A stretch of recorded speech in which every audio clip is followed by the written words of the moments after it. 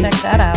Hey. I like it a lot. Let's get right into it, shall we? Sure. Let's do it. This week's Ale Academy is focusing on the delicious world of stouts. Yum. In honor of Stout Month, February. Yes. That's right. So, Chelsea, how do we begin to explore the delicious world of stout beer, especially for our newcomers to the world of craft beer? For the newbies. I mean, even some people that For sure. maybe have been around for a while, they might know a thing or two that you still might teach them something, a thing or two. Each style offers a unique experience to different tastes and preferences, whether you're after something sweet, robust, smooth, or complex. There's a stout style out there for you. And we've crafted a nice little list for you to study and start understanding the world of stouts a bit more. I love that. Yeah, let's start it off with a milk stout. Oh, Yum. Going to be a little bit of a sweeter stout. It has lactose, which is a sugar from milk, so it's not great if you're lactose intolerant. imagine that. Yeah, weird. But it's going to be creamy, a little bit sweeter, nice mouthfeel to it. Not as bitter. You just kind of, the lactose really helps kind of soften up that bitterness that stouts can bring. That's right. I love the bitterness. Yeah. So I'm probably not going to go for that one, but it's a great stout. I don't need to say that either. Anyway, I'm going to take over the role of the coffee stout because I do love the bitterness. And if you're a coffee lover, they're totally perfect for you. It's like having the best of both worlds, beer infused with coffee. This particular stout blends that rich roasted flavors of the dark beer with the boldness of coffee, right? A lot of times those even have a little chocolate in them. Oh, yeah. I'm a big coffee stout fan. Those are my usual go-tos. Man.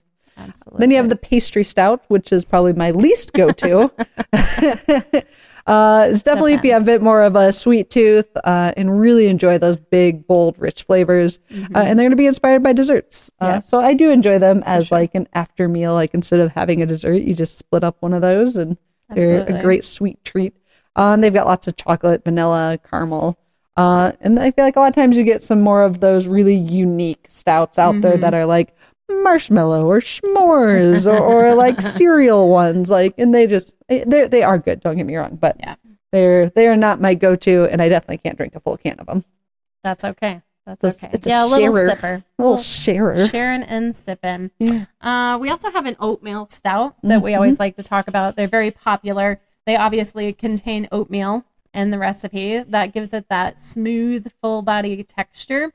Little mild and nutty flavor, again, coming from the oatmeal that's in there. And that's really meant to appeal to those, similar to a milk stout, that less bitter, maybe more of a balanced perception, harmony within the beer itself. Exactly. There you go. One of my other personal stout favorites is rolling right up, and it's a Nitro Stout. I, in general, just like beers on Nitro. So, pretty good. They're not terrible. They're not bad. And if you don't know what Nitro is, it's basically the beer is going to be not carbonated. It's going to have some carbonations, but it's going to have more nitrogen, which gives it a big, creamy mouthfeel. Way less like big bubbles because they're teeny little bubbles, and it has a big, thick, like foamy head on top of it. Right. And I like them just because I like the mouthfeel of them. Yeah, and they tend to be like a little bit less bitter.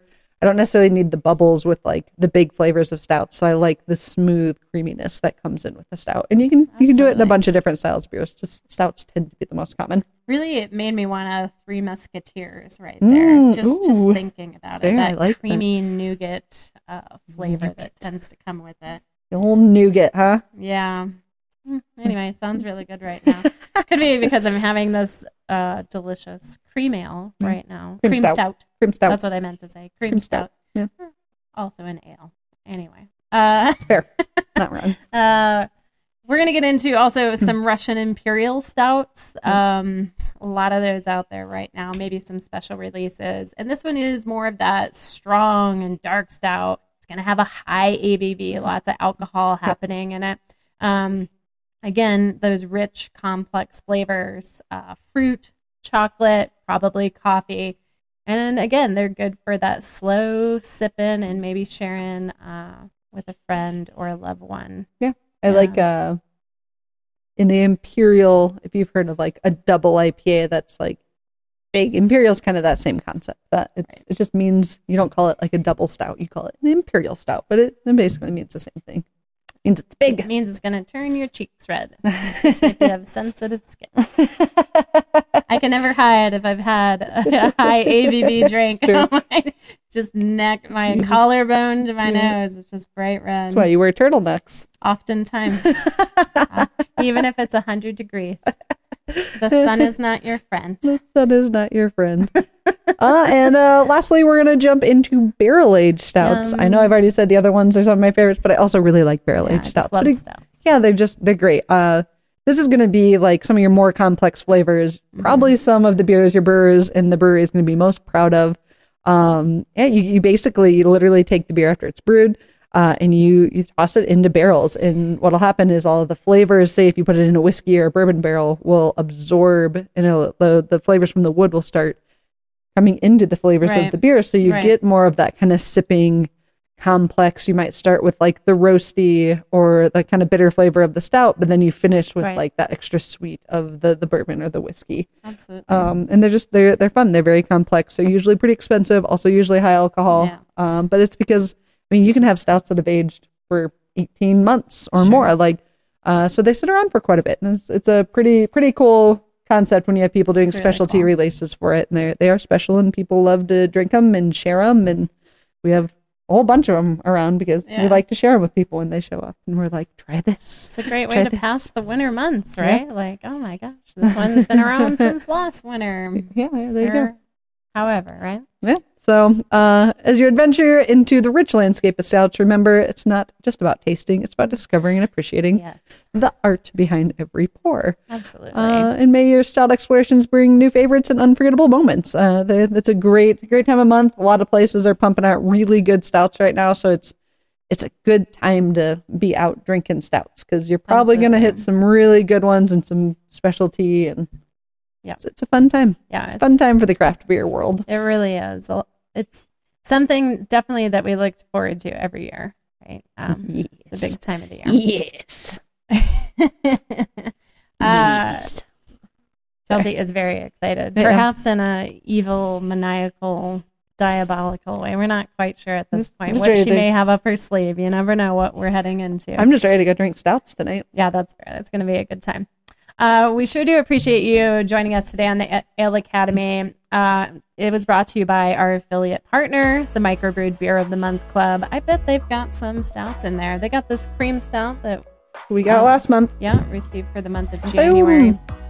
Remember, they drink a lot of bad beer, so you don't have to. Nice. Check them out. Links included in the description below.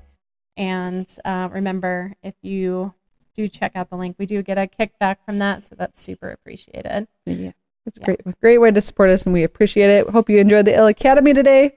Make sure to subscribe to get weekly Academy lessons. Get some 101, build some confidence into the space, and go in and feeling confident and knowing what to do when you walk into that tap room. That's right. Don't forget to ask questions. Yeah, we're here to answer. It's a good space.